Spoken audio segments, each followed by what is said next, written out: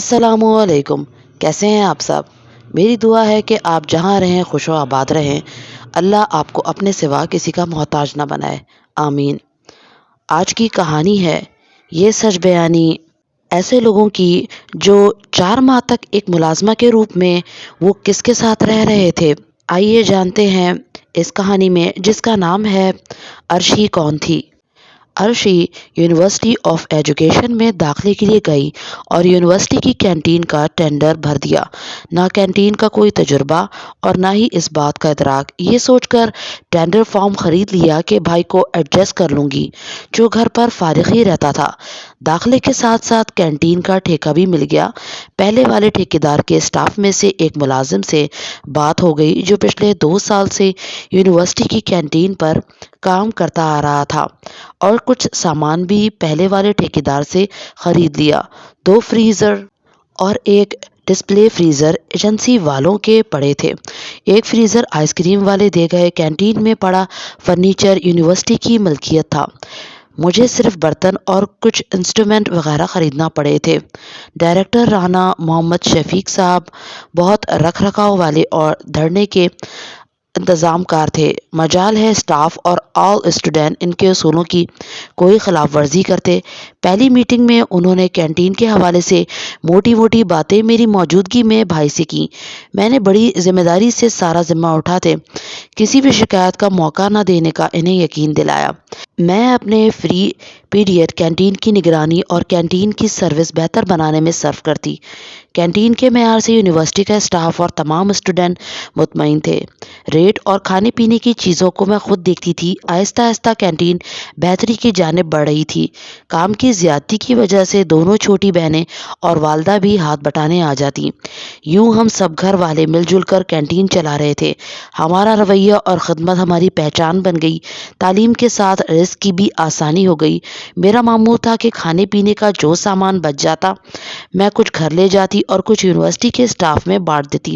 Director صاحب میرے اس اقدام کو کئی بار سراہ چکے تھے اور بڑے اعتماد سے کہتے کہ ہمیں ہر چیز تازہ ملتی ہے، ورنہ تو آج کی بچی چیزیں کل کو بھی ہم کو ہی کھانا پڑتی تھیں۔ میں پورے دن کا حساب کر کے دوسرے دن کے لیے سامان لینے بھائی کے ساتھ مارکیٹ جانے کے لیے کینٹین سے باہر نکل رہی تھی کہ چوکیدار کو اپنی طرف آتا دیکھا، جس کے ہمراہ ایک خاتون بھی تھی۔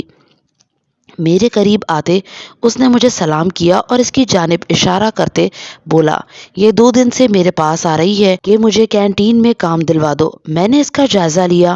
مرجھایا ہوا چہرہ اور یاسیس میں ڈوبی بے رونق آنکھیں۔ میں نے واپس کینٹین کے اندر آتے انہیں بیٹھنے کا کہا اور مریم کو 2 بوتلیں لانے کا اشارہ کیا، جو والدہ صاحبہ کے ہمراہ سامان سمیٹنے میں مصروف تھی۔ میں نے اس خاتون کو مخاطب کیا، اس سے پہلے کہیں کام کیا ہے؟ جی 1-2 گھروں میں، مگر ان کو میرا کام پسند نہیں آیا۔ اور جواب مل گیا ان کی طرف سے، کہاں رہتی ہو؟ قریبی گاؤں ہے میرا۔ شادی ہوئی؟ جی ہوئی تھی، شوہر طلاق دے کر کسی اور عورت کو لے کر گاؤں چھوڑ گیا۔ کتنے بچے ہیں؟ جی 1 تھا جو سال کا ہو کر فوت ہو گیا۔ اگر تمہیں رکھ لوں تو روز گاؤں سے آیا کرو گی؟ نہیں، اگر آپ کہیں تو آپ کے پاس ہی رہ لوں گی۔ اس نے بڑی دھیمی آواز میں جواب دیا، کیا تنخواہ ملتی تھی تمہیں ان دنوں گھر سے؟ پہلے والے 3,000 اور روٹی کپڑا، دوسرے والے 3,500 اور کھانا وغیرہ۔ تو چلو ٹھیک ہے، میں تمہیں 4,000 اور روٹی کپڑا رہائش فراہم کروں گی، ہر سنڈے چھٹی، اگر تم اپنے گاؤں جانا چاہو تو۔ ٹھیک ہے، اس نے بدستور دھیمی آواز میں رضامندی کا اظہار کیا۔ کیا نام ہے تمہارا؟ عرشی۔ اس نے بوتل خالی کر کے رکھتے ہوئے اپنا نام بتایا۔ میں نے اپنی والدہ سے کہا کہ اسے جاتے ہوئے گھر لے جانا، آج سے یہ گھر کا اور کینٹین کا کام کیا کرے گی۔ اوپر والے کمرے میں اس کی چارپائی لگوا دیجیے گا۔ یہ کہہ کر میں بھائی کے ساتھ مارکیٹ جانے کے لیے باہر آ گئی، جو باہر کھڑا میرا انتظار کر رہا تھا۔ سامان رکھوا کر میں نے کینٹین بند کی اور یونیورسٹی سے باہر آتے ہی گھر کی طرف چل پڑے۔ عرشی برآمدے میں بیٹھی دھلے کپڑوں کو ترتیب سے رکھ رہی تھی۔ میں اس کے سلام کا جواب دیتے ہوئے اپنے کمرے کی طرف بڑھ گئی۔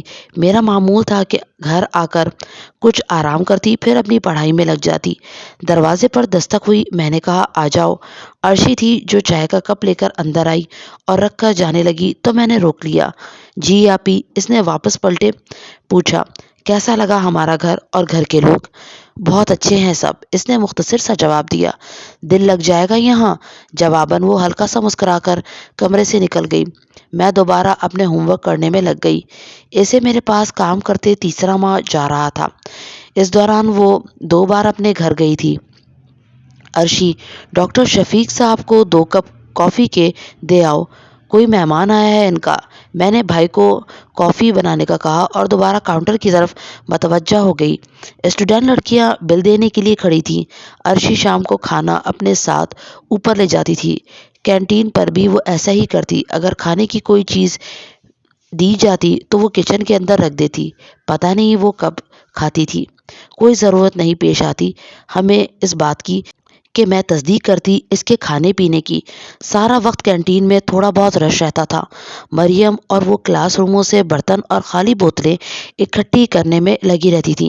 جب میں اسے تنخواہ دینے کی بات کرتی تو وہ کہہ کر انکار کر دیتی کہ آپ اپنے پاس ہی جمع رکھیں، جب ضرورت ہوئی لے لوں گی۔ مریم کے ساتھ وہ بڑی خوش رہتی۔ جب ذرا فرصت ہوتی تو دونوں کینٹین سے نکل کر باہر کسی نہ کسی پلاٹ کے کونے میں جا بیٹھتی اور ایک دوسرے سے باتوں میں مصروف ہو جاتی۔ میں زیادہ توجہ اس لیے نہ دیتی کہ عرشی کو میں نے اچھی طرح دیکھ بھال لیا تھا۔ وہ میری بہن کے ساتھ بہت عزت اور محبت سے پیش آتی اور اس میں ایسی کوئی بھی عادت نہیں تھی کہ میں مریم کو اس سے دور رکھتی۔ میری والدہ صاحبہ اور بھائی بھی اس سے خوش تھے۔ وہ ہمارے گھر کا حصہ بن کر اوپر والے کمرے میں رہ رہی تھی۔ نہ کوئی اسے شکایت ہوئی تھی ہم سے اور نہ ہی ہمیں۔ یونیورسٹی میں 3 دن کی چھٹیاں تھیں اور عرشی اپنے گھر چلی گئی۔ چھٹیاں ختم ہو گئی مگر عرشی واپس نہ آئی۔ مجھے تشویش ہوئی کہ کہیں وہ بیمار وغیرہ تو نہیں ہو گئی۔